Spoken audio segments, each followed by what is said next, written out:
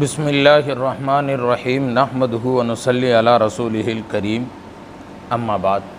محترم بزرگوں اور دوستو، کھانے کے آداب کے سلسلے میں کھانے کے بعد کی دعائیں نبی پاک صلی اللہ علیہ وسلم سے مختلف دعائیں ثابت ہیں، اور جو مشہور دعا ہے کھانا کھانے کے بعد، حضرت ابو سعید خدری رضی اللہ تعالیٰ عنہ جس کے راوی ہیں، فرماتے ہیں نبی کریم صلی اللہ علیہ وسلم کھانے کی فراغت کے بعد یہ دعا پڑھتے تھے: الحمدللہ الذی اطعمنا وسقانا وجعلنا من المسلمین۔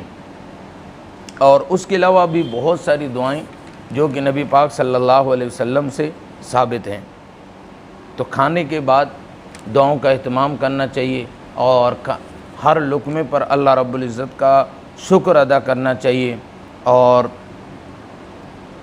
حضرت معاذ بن انس صحابی رسول صلی اللہ علیہ وسلم سے ایک روایت ہے، فرماتے ہیں کہ حضور صلی اللہ علیہ وسلم نے فرمایا، کھانے کے بعد اگر کوئی یہ دعا پڑھے اللہ رب العزت اس کے اگلے پچھلے گناہ معاف فرما دیتے ہیں۔ فرماتے ہیں: الحمدللہ الذی اطعمنی ھذا الطعام ورزقنی من غیر حول منی ولا قوت۔ یہ دعا پڑھنا اللہ رب العزت سارے گناہوں کو معاف فرما دیتے ہیں۔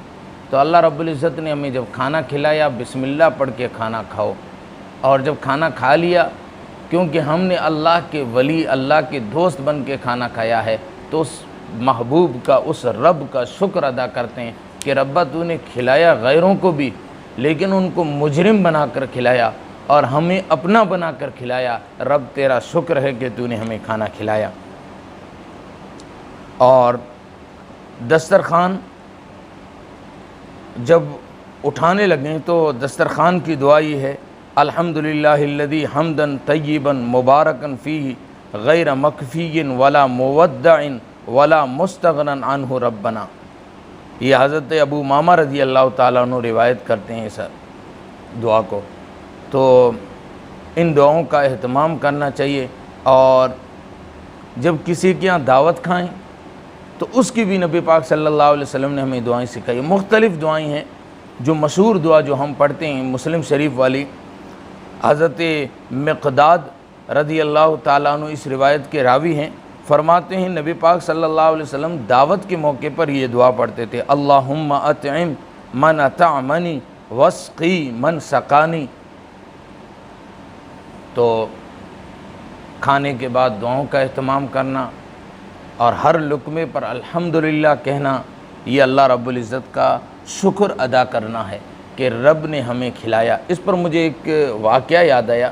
حضرت پیر و مرشد پیر ذوالفقار صاحب نقشبندی دامت فیوزہم نے اپنے بیانوں میں فرماتے ہیں کہ میں سفر کے لیے جا رہا تھا، میرے سامنے ایک لیڈیز بیٹھی ہوئی تھی، اور وہ اپنے بچے کو کھانا کھلا رہی تھی۔ ہر لقمہ دیتی اور لقمے پر اس بچے سے کہلواتی کہ بیٹے بول تھینک یو۔ ہر لقمے پر اس نے تھینک یو کہلوایا۔ تو حضرت فرماتے ہیں کہ اگر ہماری مسلم مائیں اپنے بچوں کی اس طرح تربیت کریں کہ ہر لقمے پر بچوں سے کہلوائیں کہ الحمدللہ، اللہ کا شکر ادا کرو، تو بچے کتنے قابل اور وقت کے ولی بن جائیں گے۔ اللہ رب العزت ہمیں